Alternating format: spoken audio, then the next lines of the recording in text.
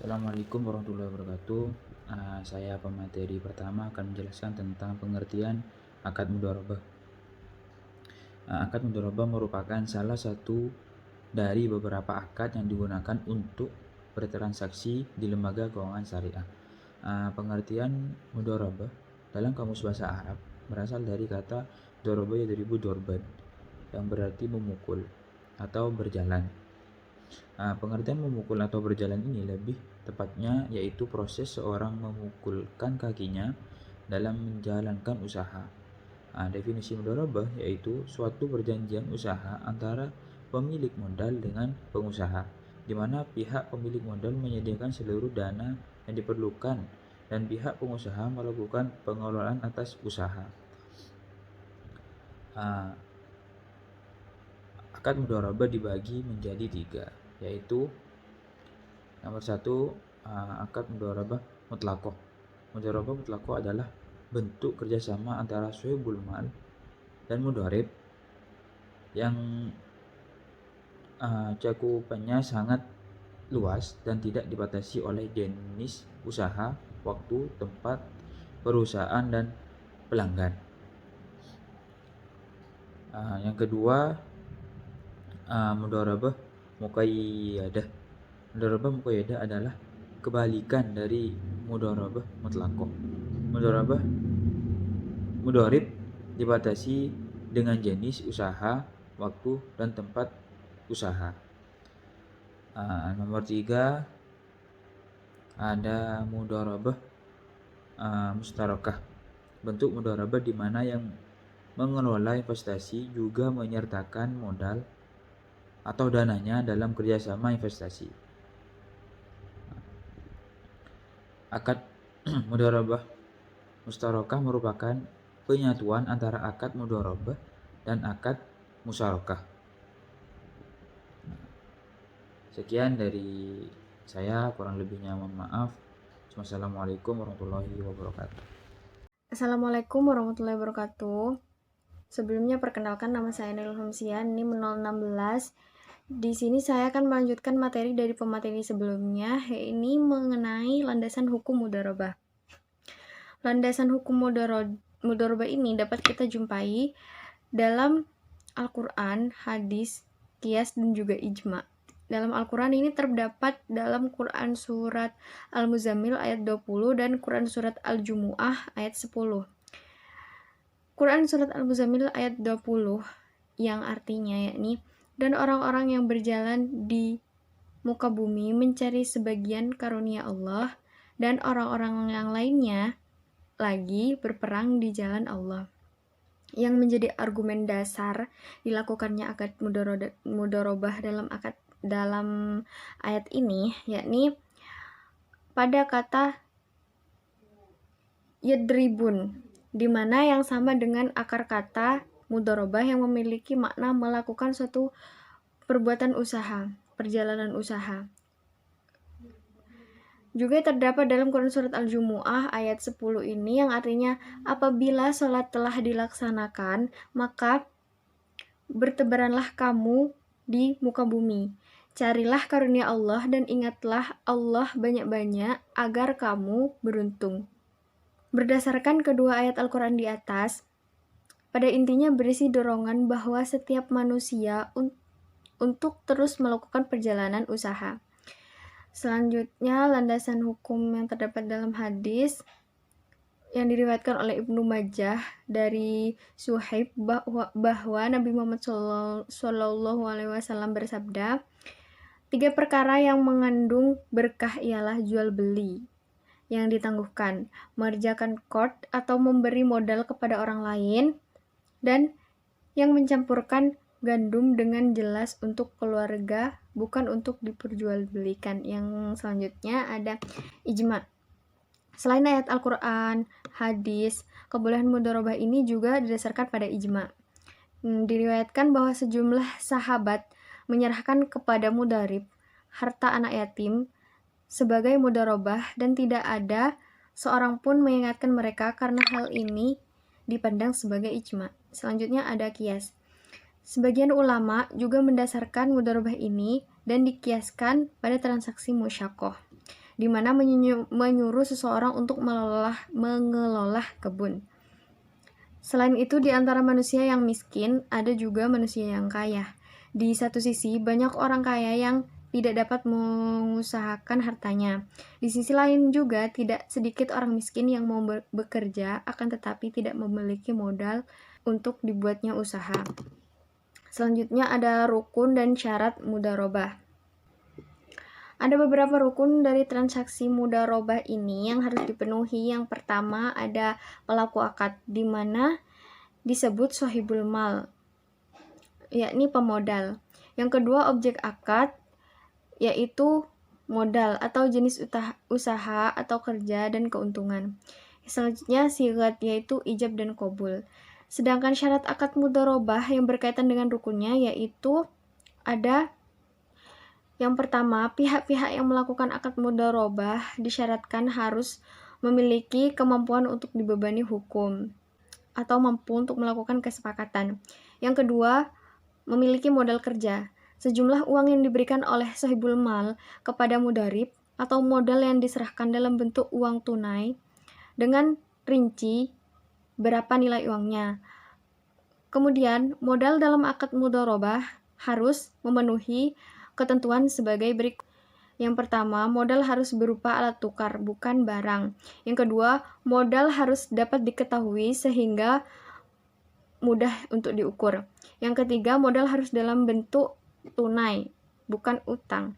Yang keempat, modal harus dapat dipindahkan atau diserahkan dari pemilik modal kepada pengelola modal. Yang kelima, modal harus jelas jumlah dan jenisnya serta diketahui oleh kedua belah pihak pada waktu dibuatnya akad mudharabah.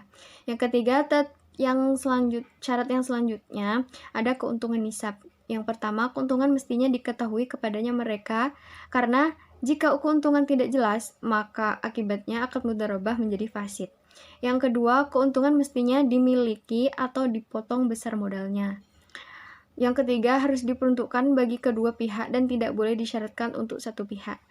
Yang keempat, bagian keuntungan proporsional bagi setiap pihak harus diketahui dan dinyatakan pada waktu kontrak disepakati dan harus dalam berbentuk prosentasi dari keuntungan kedua belah pihak. Yang kelima, penyediaan dana menanggung semua kegiatan akibat dari mudharabah dan pengelola tidak boleh menanggung kerugian apapun kecuali diakibatkan dari kesalahan atau disengaja. Syarat yang selanjutnya ada pernyataan ijab qabul harus dinyatakan oleh para pihak untuk menunjukkan kehendak mereka dalam mengadakan kontrak. Ada 4 hal-hal yang harus diperhatikan. Yang pertama, sigat harus diucapkan oleh kedua belah pihak dengan menunjukkan kemauan mereka. Yang kedua, penawaran dan penerima harus secara eksplisit atau menunjukkan tujuan kontrak. Yang ketiga, penerimaan dan pengawasan dilakukan pada saat kontrak. Yang keempat, akad dituangkan secara tertulis melalui korespondensi atau dengan menggunakan cara-cara komunikasi modern. Syarat yang ketiga, mengenai kerja atau jenis usaha pengelola ini, sebagian ulama khususnya Syafi'i dan Maliki mensyaratkan bahwa usaha ini hanya berupa usaha dagang, tetapi Abu Hanifah membolehkan usaha apa aja selain dagang, termasuk usaha kerajinan atau industri. Kegiatan usaha oleh pengelola sebagai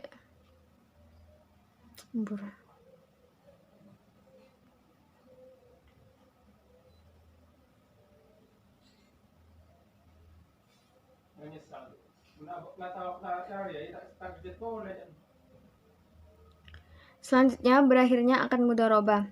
Durasi akad mudharabah adalah tidak tentu dan tidak terbatas. Namun, setiap pihak yang terlibat di dalamnya berhak untuk menentukan jangka waktu kontrak kerjasama. Tetapi, akad mudharabah bisa berakhir karena beberapa hal sebagai berikut. Yang pertama, akad mudharabah akan berakhir pada waktu yang sudah ditetapkan di awal, yang sudah disepakati oleh kedua belah pihak. Yang kedua, salah satu pihak yang terlibat memutuskan untuk mengundurkan diri. Yang ketiga, salah satu pihak yang terlibat meninggal dunia atau hilang akal. Yang keempat, pengelola modal tidak melaksanakan amanahnya sebagai pengelola usaha untuk mencapai tujuan sebagaimana sebagaimana yang sudah ditetapkan di awal. Yang kelima, sudah tidak terdapat modal. Mungkin itu saja materi yang dapat saya paparkan. Kurang lebihnya mohon maaf. Terima kasih. Assalamualaikum warahmatullahi wabarakatuh. Perkenalkan, nama saya Vera Masito Nur Azizah, NIM 72 dari kelas Ekonomi Syariah 5B. Di sini saya sebagai pemateri ketiga yang akan menjelaskan mengenai aplikasi akad mudhorobah dalam lembaga keuangan syariah. Jadi, akad mudhorobah dalam pembiayaan merupakan akad kerjasama suatu usaha antara pihak pertama, yaitu malik, sohibul mal atau bank syariah, yang menyediakan seluruh modal, dan pihak kedua yaitu amil, mudhorib atau nasabah yang bertindak selaku pengelola dana dengan membagi keuntungan usaha sesuai dengan kesepakatan yang dituangkan dalam akad. Sedangkan kerugian ditanggung sepenuhnya oleh bank syariah, kecuali jika pihak kedua melakukan kesalahan yang disengaja, lalai atau menyalahi perjanjian. Pada pembiayaan oleh bank syariah, lembaga keuangan syariah atau bank syariah itu berperan sebagai sohibul mal dan nasabah berperan sebagai mudhorib. Dan dalam perbankan Islam, perjanjian mudhorobah telah diperluas menjadi 3 pihak, yaitu para nasabah penyimpan dana sebagai sohibul mal, bank sebagai suatu intermediari, dan pengusaha sebagai mudhorib yang membutuhkan dana. Aplikasi akad mudhorobah pada perbankan syariah dapat berbentuk penghimpunan dana maupun pembiayaan. Pada sisi penghimpunan dana, mudhorobah diterapkan kepada yang pertama tabungan berjangka, yaitu tabungan yang dimaksudkan untuk tujuan khusus seperti tabungan haji dan tabungan kurban. Yang kedua diterapkan pada deposito biasa, dan yang ketiga diterapkan dalam deposito spesial, yang mana dana yang dititipkan nasabah khusus untuk bisnis tertentu, misalnya murabahah saja atau ijaroh saja. Sedangkan pada sisi pembiayaan, mudhorobah diterapkan untuk pembiayaan modal kerja, seperti modal kerja perdagangan dan jasa, dan diterapkan untuk investasi khusus yang disebut juga mudhorobah muqayyadah, di mana sumber dana khusus dengan penyalurannya khusus dengan syarat-syarat yang telah ditetapkan oleh sohibul mal. Adapun alur mekanisme yang dilakukan dalam transaksi mudhorobah yaitu yang pertama, nasabah mengajukan permohonan pembiayaan usaha kepada bank syariah untuk memperoleh modal usaha atau proyek. Kemudian bank syariah dan nasabah itu melakukan perjanjian pembiayaan menggunakan akad mudhorobah. Selanjutnya, bank syariah itu sebagai pemilik modal atau sahibul mal memberikan modal pembiayaan sebesar 100%, yaitu pembiayaan secara penuh, kepada nasabah sesuai dengan proposal pengajuan pembiayaan setelah melalui tahap verifikasi sesuai dengan tahapan dan prosedur pemberian pembiayaan yang ada di bank. Sohibul mal di sini hanya dapat melakukan pengawasan, tidak diperkenankan untuk ikut campur dalam pengelolaan dana tersebut. Sedangkan nasabah sebagai pengelola modal, yaitu mengelola modal yang diberikan oleh bank untuk menjalankan usaha dengan keahlian atau kompetensi yang dimiliki oleh nasabah. Kemudian usaha yang dijalankan oleh nasabah itu mendapatkan keuntungan, dan keuntungan yang didapatkan itu kemudian dibagi sesuai dengan nisbah yang telah disepakati oleh kedua belah pihak dan dilakukan dengan cara negosiasi, dan perhitungan antara pembagian hasil itu dilakukan oleh nasabah. Kemudian nasabah itu juga mengembalikan modal pokok kepada bank. Nasabah tidak bisa menjamin pengembalian dana ke bank atau ke pemilik dana sebesar modal awal karena kemungkinan itu ada pengurangan modal sebagai akibat kerugian yang disebabkan karena bukan kesalahan pengelola modal. Lalu jika ada kerugian di dalam usaha yang dijalankan dan bukan dikarenakan kesalahan atau kelalaian dari nasabah, maka kerugian itu ditanggung oleh bank selaku sohibul mal. Adapun mekanisme dalam kegiatan pembiayaan pada akad mudhorobah yaitu yang pertama, lembaga keuangan itu bertindak sebagai pemilik dana yang menyediakan dana sebagai modal kerja, dan nasabah bertindak sebagai pengelola dana dalam kegiatan usahanya. Lalu, lembaga keuangan memiliki hak dalam pengawasan dan pembinaan usaha yang dikelola oleh nasabah, walaupun tidak berperan aktif dalam kegiatannya, dengan cara lembaga keuangan meminta bukti-bukti laporan keuangan berdasarkan bukti pendukung yang dapat dipertanggungjawabkan. Lalu pembagian laba atas usaha sesuai dengan nisbah yang telah disepakati. dan nisbah hasil yang telah disepakati tersebut tidak dapat diubah sepanjang jangka waktu investasi, kecuali atas dasar kesepakatan antara kedua belah pihak. Jangka waktu pembiayaan atas dasar akad mudharabah, pengembalian dana, dan pembagian hasil usaha tersebut ditentukan berdasarkan kesepakatan lembaga keuangan dan nasabah. Pembiayaan atas dasar akad mudharabah itu diberikan dalam bentuk uang dan barang, bukan dalam bentuk tagihan atau piutang. Dalam proses pembiayaan atas dasar bentuk uang disebutkan dengan jelas jumlahnya, dan dalam proses pembiayaan atas bentuk barang harus dinilai dan atas dasar harga di pasar dan dinyatakan secara jelas jumlahnya. Pengembalian dapat dilakukan melalui dua cara, yaitu secara angsuran atau sekaligus pada akhir periode menyesuaikan dengan jangka waktu pembiayaan. Dan pembagian hasil keuntungan itu sesuai dengan laporan keuangan dari pengelola dan disertai dengan bukti yang mendukung yang dapat dipertanggungjawabkan. Kerugian yang ditanggung oleh pemilik modal atas jumlahnya sesuai dengan jumlah pembiayaan yang diberikan. Lalu ketentuan pembiayaan mudharabah menurut Fatwa DSN MUI nomor 7 tahun 2000, yaitu yang pertama, pembiayaan mudharabah adalah pembiayaan yang disalurkan oleh lembaga keuangan syariah kepada pihak lain untuk suatu usaha yang produktif. Yang kedua, dalam pembiayaan ini, lembaga keuangan syariah sebagai sohibul mal atau pemilik dana yang membiayai 100% kebutuhan suatu proyek atau usaha, sedangkan pengusaha atau nasabah itu bertindak sebagai mudharib atau pengelola usaha. Jangka waktu usaha, tata cara pengembalian dana, dan pembagian keuntungan ditentukan berdasarkan kesepakatan kedua belah pihak, yaitu lembaga keuangan syariah dengan pengusaha atau nasabah. Yang keempat yaitu mudharib boleh melakukan berbagai macam usaha yang telah disepakati bersama dan sesuai dengan syariah. Dan lembaga keuangan syariah ini tidak ikut serta dalam manajemen perusahaan atau usaha, tetapi mempunyai hak untuk melakukan pembinaan dan pengawasan.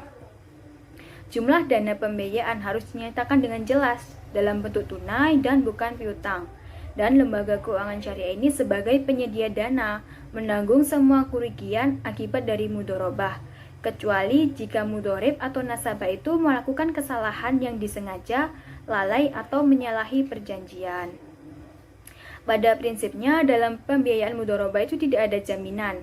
Namun agar mudharib itu tidak melakukan penyimpangan, lembaga keuangan syariah ini dapat meminta jaminan dari mudharib atau pihak ketiga.